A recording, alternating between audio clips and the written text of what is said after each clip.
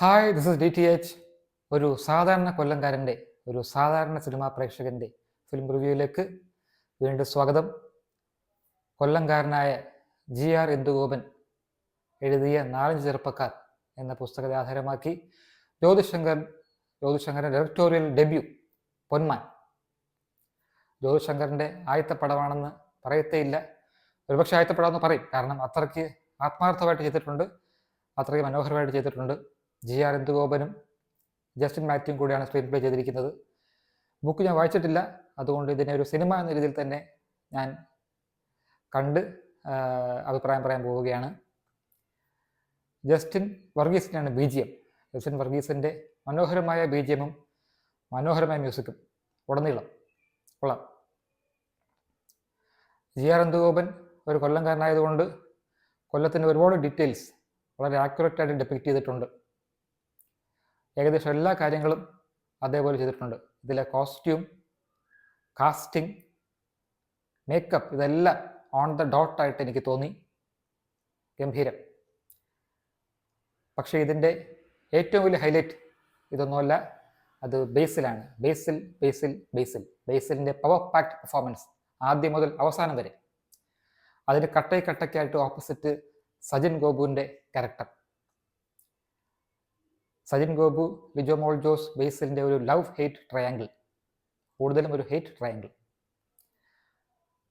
അങ്ങനെ ബേസിലിൻ്റെ ക്യാരക്ടറിൻ്റെ പേര് PP അജീഷ് എന്നാണ്. ഇതിലെ ക്യാരക്ടേഴ്സിൻ്റെ എല്ലാ പേരുകളും ഓർത്തു വയ്ക്കേണ്ട പേരുകളാണ്, ഓർമ്മതിക്കാൻ സാധ്യതയുള്ള പേരുകളാണ്.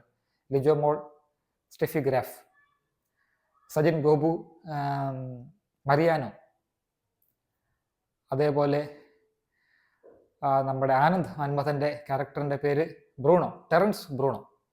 ലിജോ മോളിൻ്റെ സ്റ്റെഫി ഗ്രാഫിൻ്റെ ബ്രദറാണ് ടെറൻസ് ബ്രൂണോ. ഒരു പാർട്ടി പ്രവർത്തകനാണ്. അങ്ങനെ പാർട്ടിക്ക് വേണ്ടി പള്ളിക്കെതിരെ അടികൂടുന്നു. അവസാനം മറ്റു പലതും സംഭവിക്കുന്നു. അതിമനോഹരമായിട്ടാണ് GR ഇന്ദുഗോപൻ ഓരോ കാര്യങ്ങൾ എഴുതി വെച്ചിരിക്കുന്നത്. ഓരോ ഡീറ്റെയിലിംഗ് നമുക്ക് കാണാം സ്ക്രീൻ പ്ലേ ഡയറക്ഷനിലും. അതായത് ഒരുപാട് നമ്മൾ വെള്ളവുമായിട്ട് ബന്ധപ്പെട്ട ജോലി ചെയ്യുന്ന ആൾക്കാരാണെങ്കിൽ, കടലോ വെള്ളമോ കായലോ ഒക്കെ ആയിട്ട് ബന്ധപ്പെട്ട് ജോലി ചെയ്യുന്ന ആൾക്കാരാണെങ്കിൽ നമ്മൾ മൊബൈൽ പ്ലാസ്റ്റിക് കവറിൽ പോയി വയ്ക്കുന്ന പരിപാടി ഉണ്ടല്ലോ. അങ്ങനത്തെ ഓരോ കാര്യങ്ങളും ഡീറ്റെയിൽ ആയിട്ട് ചെയ്തിരിക്കുന്നു ഈ സിനിമയിൽ. കൊല്ലമാണ് ലൊക്കേഷൻ, കൊല്ലമാണ് കഥ, കൊല്ലത്താണ് കഥ നടക്കുന്നത്. ടൈറ്റിൽസ് കാണിക്കുമ്പോൾ കൊല്ലത്തെ ഒരുപാട് ലാൻഡ്മാർക്സ് കാണിക്കുന്നുണ്ട്. താന്നി, മണ്ടോത്തുരുത്ത് എന്നീ പ്രദേശങ്ങളാണ് ലൊക്കേഷനായിട്ട് എനിക്ക് മനസ്സിലായത്. കൊല്ലത്തെ ഒരുപാട് കാര്യങ്ങൾ വളരെ ആക്യുറേറ്റായിട്ട് കാണിക്കുന്നുണ്ട്. പലതും അഭിമാനിക്കാൻ പറ്റാത്ത ലജ്ജാകരമായ കാര്യങ്ങളും കാണിക്കുന്നതുകൊണ്ട് കൂടുതലും അതാണ് കാണിക്കുന്നത്. അതുകൊണ്ട് പലപ്പോഴും എനിക്ക് സിനിമ കാണുമ്പോൾ ചിരിക്കണോ കരയണോ എന്നറിയാൻ പറ്റാത്ത അവസ്ഥയിലായിപ്പോയി. ഒരുപാട് നല്ല മൊമെൻറ്റ്സ് ഉണ്ട് ചിരിക്കുന്ന, അതായത് കോമിക്കായിട്ടുള്ള നമ്മൾ തിരിച്ചു പോകുന്ന ഒരുപാട് എലമെൻറ്റ്സ് ഉണ്ട്.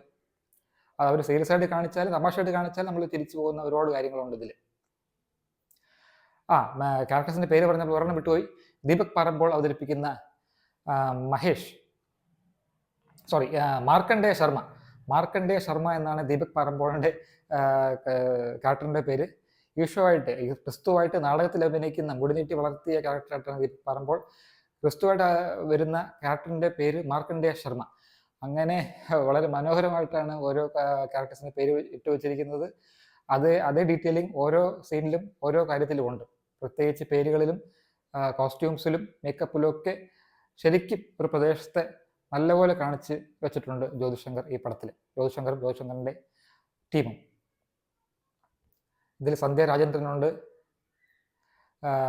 മുകേഷിൻ്റെ സിസ്റ്ററാണ്. സന്ധ്യ രാജേന്ദ്രനും ഒരു കൊല്ലംകാരിയാണ്. അതുകൊണ്ട് തന്നെ ആയിരിക്കാം ഒരുപക്ഷെ എല്ലാ ക്യാരക്ടേഴ്സും എല്ലാ അഭിനേതാക്കളും വളരെ രസകരമായിട്ട് അവതരിപ്പിച്ചിട്ടുണ്ട്. കൊല്ലത്തെ അറിയാവുന്നവരും കൊല്ലത്തെ അറിയാത്തവരും എല്ലാം, കൊല്ലംകാരല്ലാത്തവരും എല്ലാം നല്ലപോലെ എല്ലാ പെർഫോമൻസും സുഖകരനാണ്. ഇതിൽ കാസ്റ്റിംഗ് കണ്ടപ്പോൾ എനിക്ക് തോന്നിയത് കൊല്ലംകാരനായ രാഹുൽ രാജഗോപാൽ കൂടെ, ആവാസ വ്യൂഹത്തിലൂടെ പ്രശസ്തനായ രാഹുൽ രാജഗോപാൽ കൂടെ ഉണ്ടായിരുന്നെങ്കിൽ തോന്നിപ്പോയി സിനിമ കണ്ട് ഇറങ്ങിക്കഴിഞ്ഞപ്പോൾ. പക്ഷെ അതൊരു കുറവല്ല, ഗംഭീരമായ സിനിമയാണ്. ബേസിലിൻ്റെ പെർഫോമൻസ് ഈ സിനിമയെ പല ലെവലിലേക്ക് ഉയർത്തുന്ന ഒരു പ്രകടനമാണ് ബേസിലിൻ്റെ എന്നാണ് എനിക്ക് തോന്നിയത്. നിങ്ങൾക്ക് എന്താണ് തോന്നിയതെന്ന് കമൻസിൽ രേഖപ്പെടുത്താം. പൊന്മാൻ ഒരു ഗോൾഡിൻ്റെ ആർത്തിയുടെ കഥ മാത്രമല്ല, പൈസയുടെ ആർത്തിയുടെ കഥ മാത്രമല്ല, സ്ത്രീധനത്തിൻ്റെ കഥ മാത്രമല്ല, അതിലുപരി ഒരു മാരിറ്റൽ ഇഷ്യൂസിൻ്റെ കഥയാണ്, സ്ത്രീകളുടെ കഥയാണ്, സ്ത്രീകൾ കല്യാണത്തിന് മുമ്പും കല്യാണം കഴിക്കുമ്പോഴും കല്യാണത്തിന് ശേഷവും നേരിടുന്ന പ്രശ്നങ്ങളുടെ കഥയാണ്. അത് മാത്രമല്ല, സൊസൈറ്റലി നോക്കുവാണെങ്കിൽ, സൊസൈറ്റി പെർസ്പെക്റ്റീവ് നോക്കുവാണെങ്കിൽ ഒരു വലിയ ലാർജർ പിക്ചർ, ഒരു ലാർജർ കോണ്ടെക്സ്റ്റ് വരച്ച് കാണിക്കുന്ന ഒരു ജ്യോതിശങ്കരി പടത്തിലൂടെ. ഇത് അൾട്ടിമേറ്റ്ലി ഒരു ബേസിൽ വേഴ്സസ് സജിൻ ഗോപു പടമാണ്. ഇതൊരു ഡേവിഡ് വേഴ്സസ് ഗോലിയാത്ത് പടമാണ്. ഇതൊരു PP അജീഷ് വേഴ്സസ് മറിയാനോ പടമാണ്. ഇതിൽ ബേസിലിൻ്റെ ക്യാരക്ടർ എന്ന് പറഞ്ഞാൽ തുടക്കം മുതൽ അവസാനം വരെ ഒരു തീരാത്ത പോരാട്ടം. അത് ജീവിക്കാൻ വേണ്ടിയുള്ള പോരാട്ടം, ജോലി ചെയ്യാൻ വേണ്ടിയുള്ള പോരാട്ടം, അങ്ങനെ ഓരോ ക്യാരക്ടറും ഓരോ ക്യാരക്ടറൈസേഷനും വളരെ ഗംഭീരമായിട്ടാണ് ചെയ്തിരിക്കുന്നത്. സജിൻ ഗോപുവിൻ്റെ മറിയാനോ ആണെങ്കിൽ ഗ്രീഡിൻ്റെയും പ്രാരാബ്ധത്തിൻ്റെയും ഇടയിൽപ്പെട്ടു പോകുന്ന ഒരാൾ.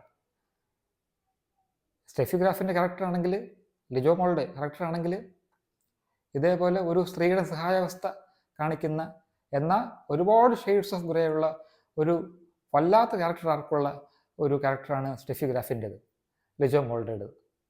ഈ സിനിമ പൊന്നിൻ്റെ കഥയാണ്, പെണ്ണിൻ്റെ കഥയാണ്, ഒരു നാടിൻ്റെ കഥയാണ്. അതുപോലെ തന്നെ ആ ഡീറ്റെയിലിങ്ങിൻ്റെ കാര്യം നേരത്തെ ഞാൻ പറഞ്ഞതുപോലെ ഇതിൻ്റെ ക്ലൈമാക്സ് നടക്കുന്നത് ഒരു ഗോൾഡൻ യെല്ലോ ലൈറ്റിങ്ങിലാണ്. എനിക്കത് വളരെ ഇഷ്ടപ്പെട്ടു. Basil packs a power punch in this movie. I'm going with 4 stars out of 5 for Jyotish Shankar's Ponman, and a double clap for Basil's excellent and brilliant performance. Thanks for watching. Bye.